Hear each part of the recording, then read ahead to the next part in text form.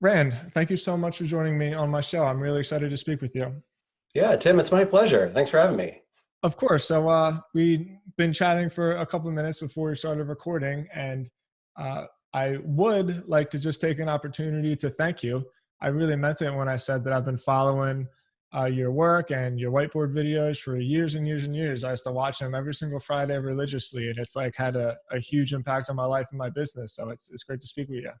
Oh my gosh. Well, I'm thrilled to hear that, and yeah, trying to brainstorm some of that same magic for Spark Toro. Hopefully, able to do something on the content, video, audio, blogging side of things that can be helpful to folks. Yeah, I'm optimistic that you will find a way, and I'm looking forward to that as well. So so let's jump right into things. You had mentioned Spark Toro.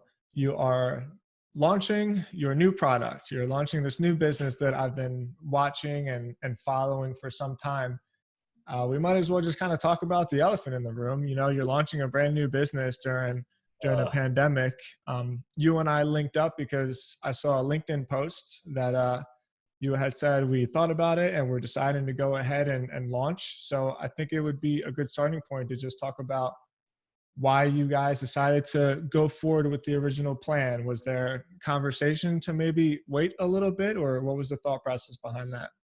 yeah, so originally we had hoped to launch in March, Yeah. but both Casey and I had the sense that there just wasn't a lot of oxygen in the room for any conversation other than coronavirus at that time. And um, that even though the launch might have worked out okay, it just didn't feel like the right type of environment. And we wanted to, give ourselves and our audience a little more empathy. Yeah.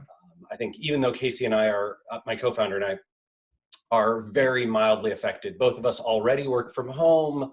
We have plenty of funding. So even if we weren't to get revenue for another 12 months, we would be okay. We would be able to pay our salaries and our healthcare costs and those kinds of things. But we also at the same time knew that we did want to get launched, right? We want to see Mm. how this company goes. We want to be able to shift our marketing, our product strategy if the market demands it. And there's no better way to do that than to be live, right? And have customers who are considering you and signing up and not signing up and canceling and all those real life things. So we basically waited until we sort of saw traffic to um, non kind of mainstream news properties recovering, right? So once we started to see, I don't know if you follow like Cortland Allen from Indie Hackers, which was Sure. acquired by Stripe, or like what's his name, Ryan from Product Hunt, or like those kinds of guys. But basically, they were showing their traffic graphs on Twitter and saying like, yeah, traffic has recovered. It's actually higher than it normally is. This was a couple weeks ago, so start of April. And that's what sort of made Casey and I go, okay, I think people are paying attention to tech and software and marketing again. Maybe now is a reasonable time to go live. So we waited a couple more weeks, but the plan is, yeah, Tuesday. Tuesday. You and I had some quick email exchanges, and um, I do believe that you're doing the right thing through my websites as well. I think we all saw that little dip because everybody is just going to like 4 or 5 different websites, and then it's launched back up. So I know it's nerve wracking, but just congratulations on your launch date. It's still very exciting. Oh, So thank you. Yeah. It was interesting to see kind of like that, New York Times, Washington Post, CNN, right? Those properties just having this crazy spike, and at the same time that they're seeing that, they're also seeing, a complete bottom drops out on the advertising market. yeah, It's unbelievable, weird, right? like the first time in years that I can remember going to the New York Times and there's no ads I know.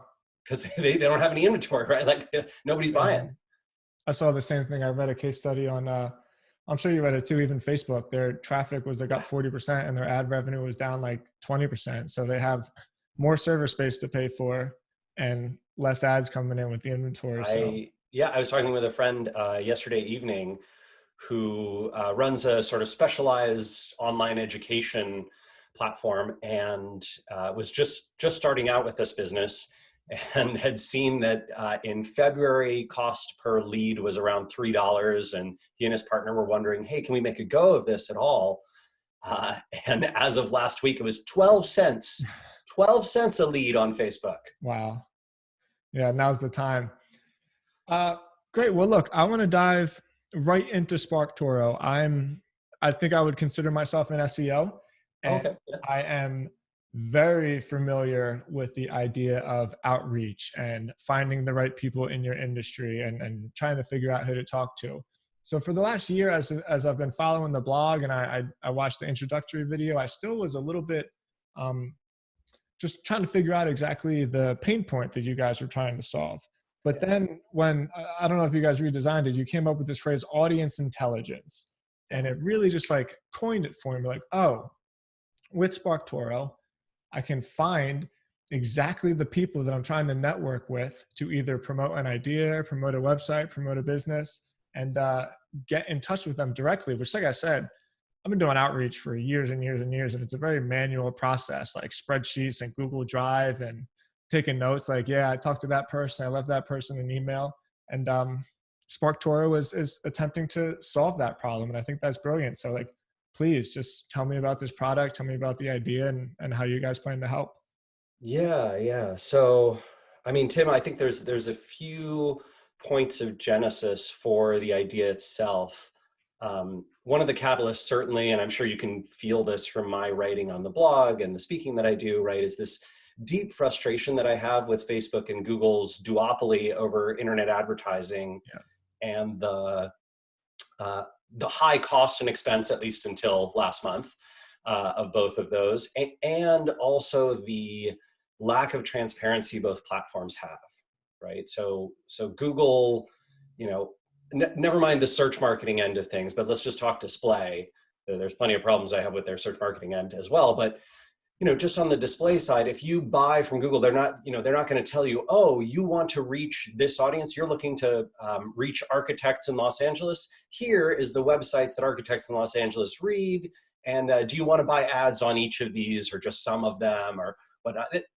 There's nothing like that granularity or transparency or openness. And we think that sucks, right? I think it sucks that Google basically uses their monopoly power to dominate this field. Facebook as well, right? Same story. You want to reach people who have particular attributes. Sure, Facebook will put your ad in front of them, but you'll never find out more information about that group.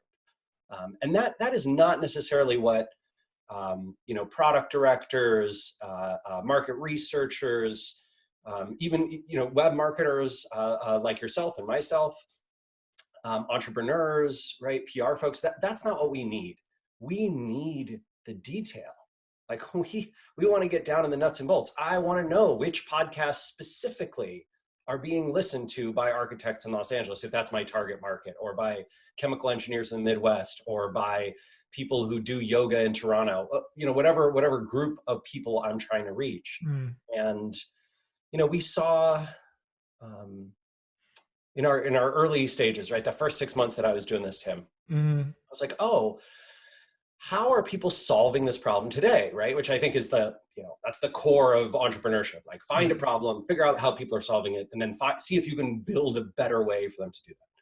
So I talked to a bunch of people who, outside of SEO, right? Like for, complete full disclosure, right? I have a non-compete with Moz.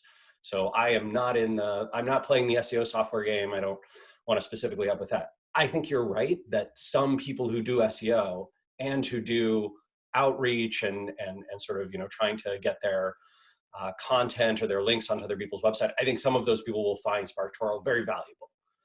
But, I talked to a bunch of people who do market research, and they paid, I don't know, I don't know if you've run into these worlds, like these market research firms charge like $50, $60, $100,000, right, Boatloads of for money. a big market research report on your particular customer target, and they give some cool information, right, demographics and psychographics and that kind of stuff.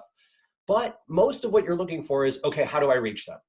Like, tell me what they listen to, read, watch, follow, subscribe to. How do I reach this audience, right? So that I can do whatever. Then I can figure out my marketing strategy and tactics.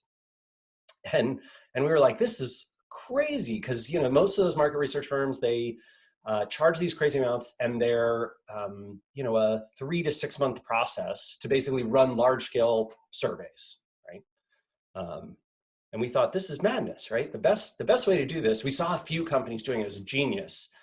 Best way to do it is kind of to think like an SEO, right? Like, let me go just crawl everything that I need. So they go identify a few hundred or a few thousand of their target customers online, like people's social profiles, Twitter profiles, Facebook pages, LinkedIn pages, Instagram posts, et cetera, blah, blah, blah. Let's go crawl all those, see what all those people are following on all those platforms, and then do a big, cross-section analysis, sort of Venn diagram, to see what are the most commonly followed sources of influence. And Casey and I were like, oh, well, we could do that at scale. Like, we can just do that for, we can crawl tens of millions of profiles and then make that whole database searchable. And that is where the idea for SparkToro came from. You just said it right there. Do that at scale, which is the part that you gave me a little inside look into the website, and thank you very much for that. It made me feel really special. But that really was, it was immediately what I found the most useful point of it. Well, two parts. One, the interface and the user experience is very natural, because I was thinking to myself, like, how the hell are you going to get all these data points?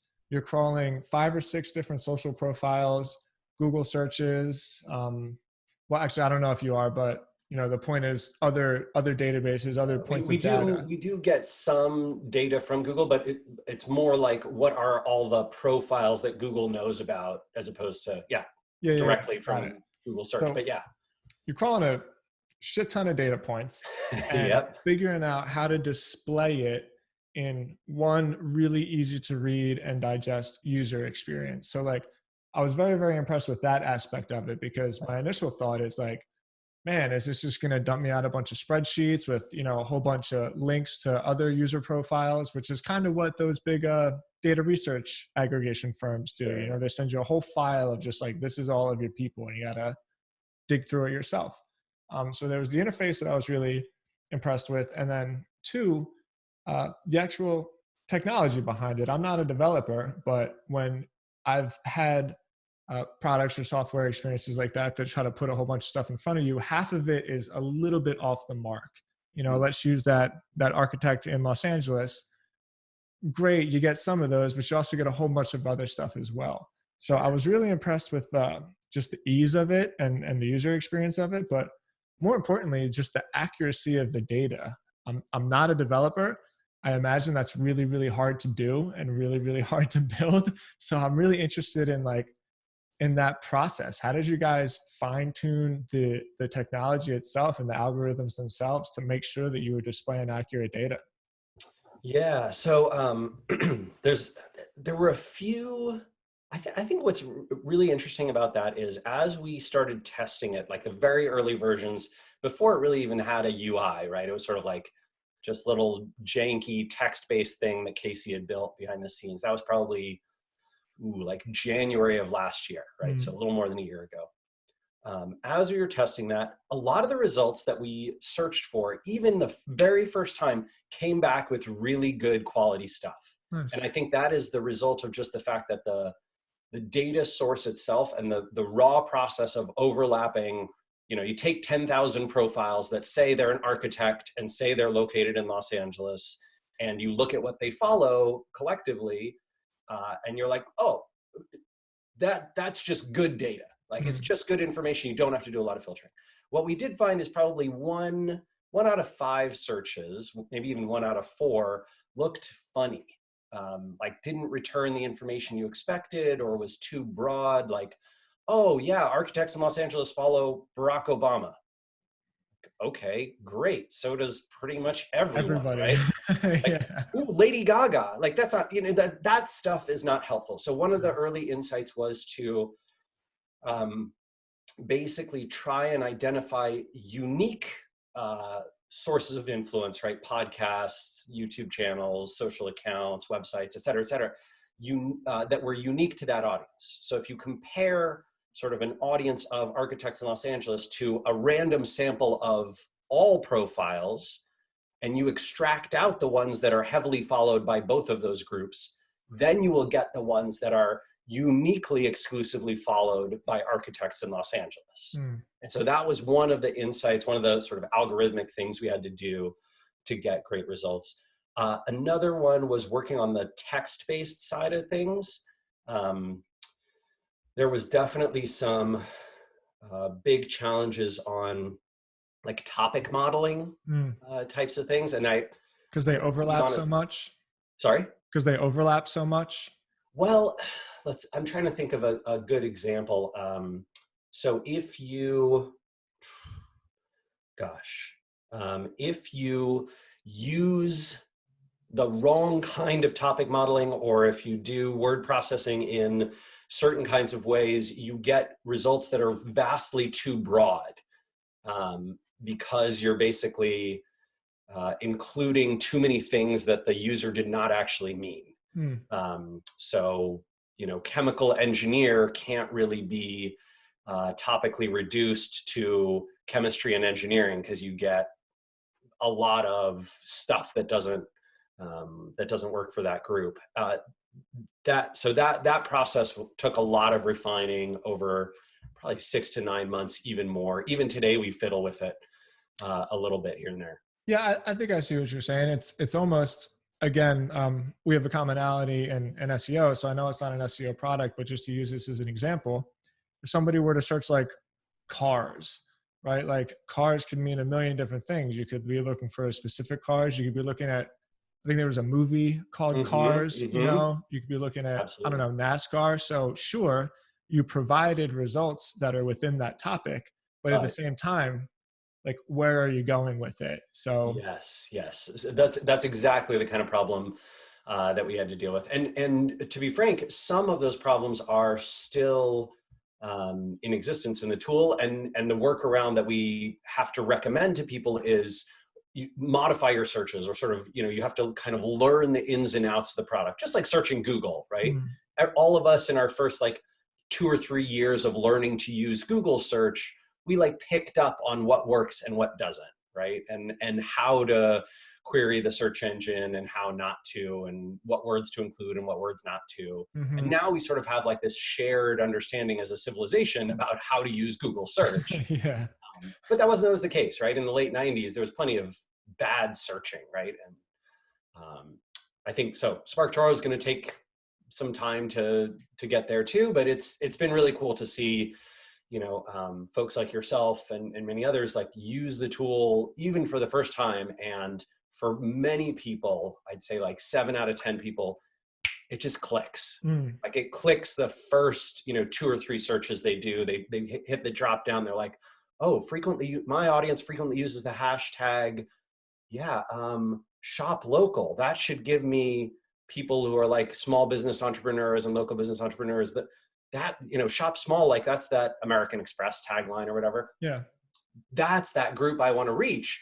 This hashtag will get me to that group and show me their sources of influence. So if I want to reach small businesses, whatever, in Canada, with storefronts, this is how I'm going to do it. And, if you've got a local listing software or whatever, that's the, perfect audience intelligence for you.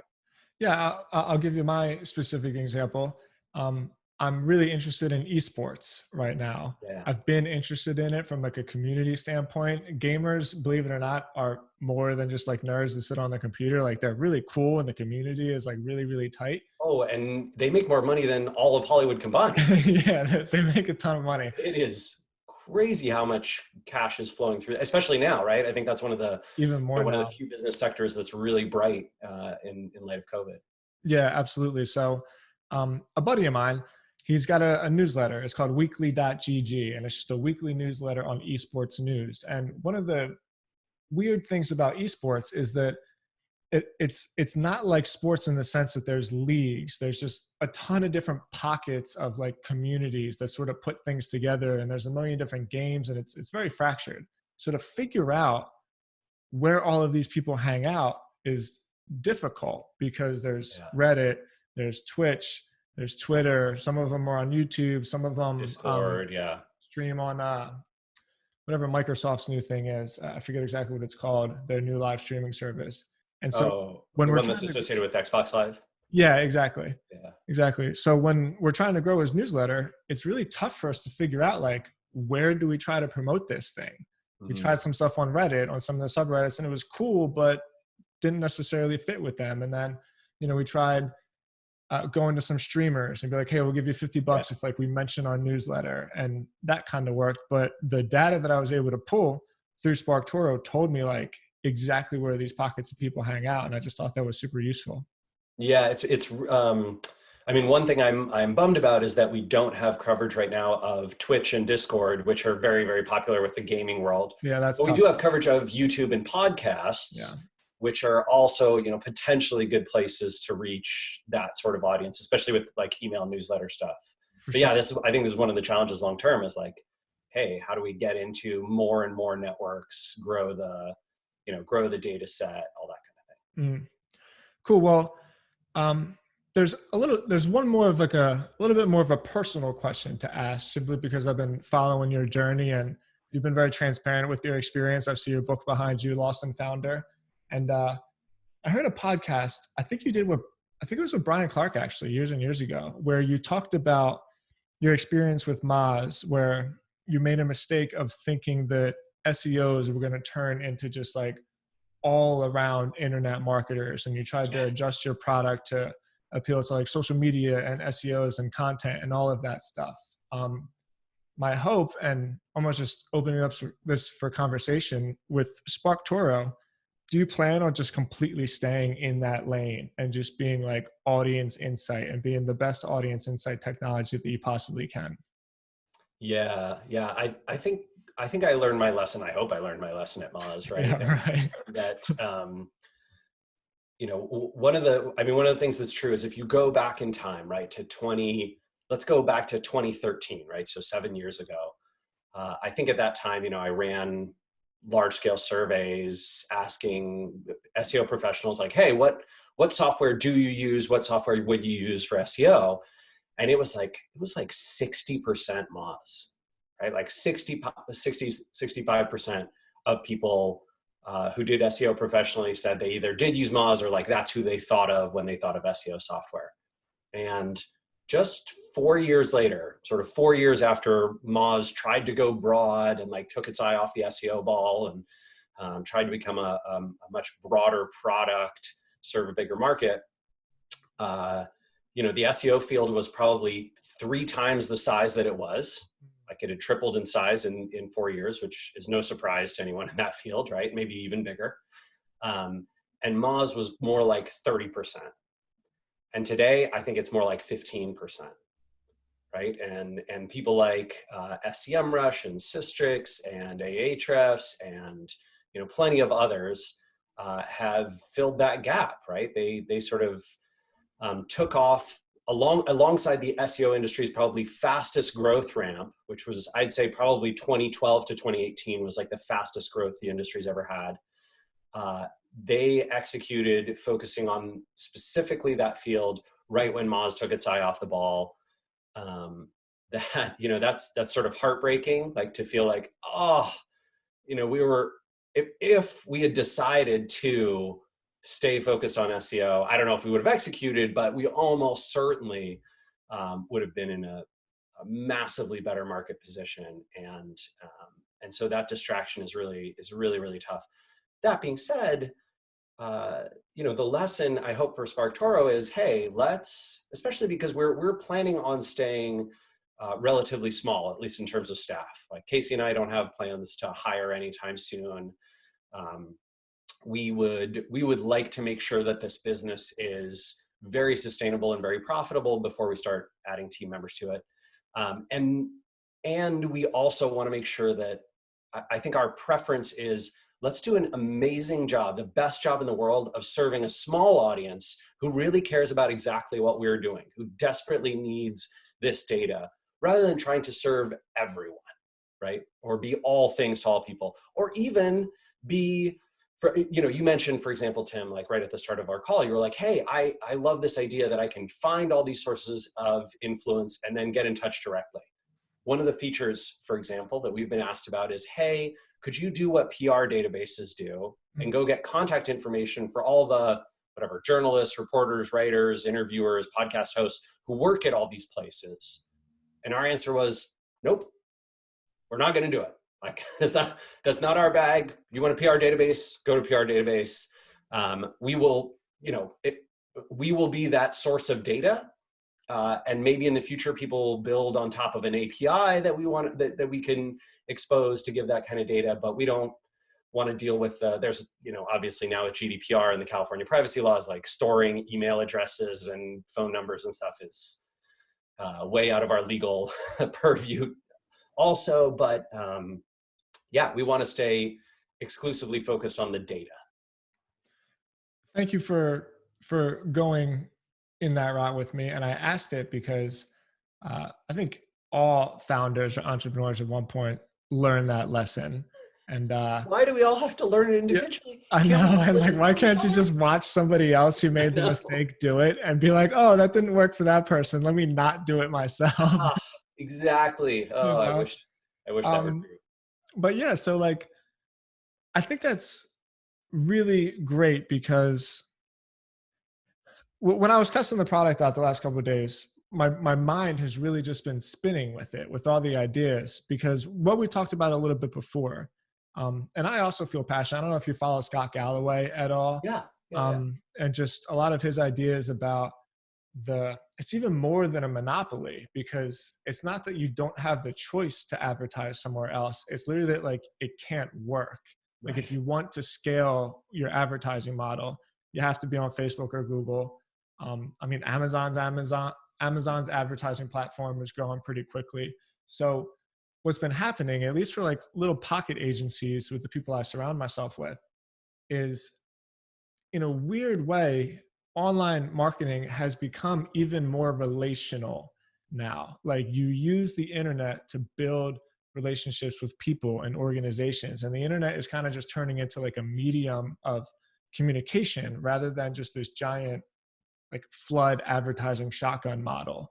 And so when I'm on SparkToro and I'm looking around, I'm finding people, and you're like, oh, like I could reach out to this person and make that relationship. I can network here, maybe do some cross promoting, as opposed to just here's 20,000 people that are into architecture and you don't know who they are, but here you go, pay us money and like we'll put your shit in front of them. And so like it's very much more of like I don't know if grassroots is the right word. I think you know what I'm trying to say. Yeah, I mean, our goal is to disintermediate that advertising giant that controls the inventory, but isn't actually the publisher. Mm-hmm. Right. So like we were talking about the New York Times earlier, right? The New York Times is a great publication. I have my issues with them. I'm sure everyone does. Right. But they're doing great work and they're getting a ton of traffic. But unless Google's inventory system is working for them, or they're working at scale, it's really, really hard, right? And I think that there's a much different challenge of scale if you are the Seattle Times, or if you are the Stranger, our local weekly, totally or if agree. you are my local neighborhood blog, the Ballard blog. They're also doing great work. They're also attracting an audience. It's the right audience for some businesses, but unless you are willing to engage in the programmatic transaction of having like Google and Facebook take most of the margin there, you're not going to be able to reach all those folks unless you know about them and can form those relationships yourself, right? So if you have a local Seattle business client and you can identify the 50 sources of influence that impact people who live in these Seattle neighborhoods in exactly the right ways, awesome. You can just go direct, right? You can form a direct relationship with these folks. You can disintermediate Google or Facebook or Amazon, whoever controls the advertising there. They get more money. You get more money. You can do more creative things. It doesn't have to be purely ads. It might be partnership or sponsorship. Maybe you run an event together. Maybe you have some stock in their store, whatever it is, right? you can just do a lot more interesting things. And I think that there is no doubt in my mind that when you are able to go direct, when you're able to build personal relationships, and when you are able to be more creative than what purely programmatic advertising allows, your results give you a competitive advantage over everyone else in your field. Yeah, I love that you brought in local models because I think that's so appropriate. I live in Nashville and there's a ton of local Nashville magazines and they're so cool and they're such great writers and like the music scene is great, but it's the same old story. They they have a hard time finding directly the people that they can do business with because they're forced to go through, like you said, the intermediators. Yeah. I think it's great, man. Honestly, I'm really really looking forward to it. Of all people, that like the tech startup world is tough, Oh, yeah. but um, no one's really trying to solve this problem before, at least in the way that you That guys is have. that is one of the weird problems. We when we did a lot of our customer interviews, right? We asked people like, oh, how do you solve this problem, right? How do you find the source of influence for your audience, whatever?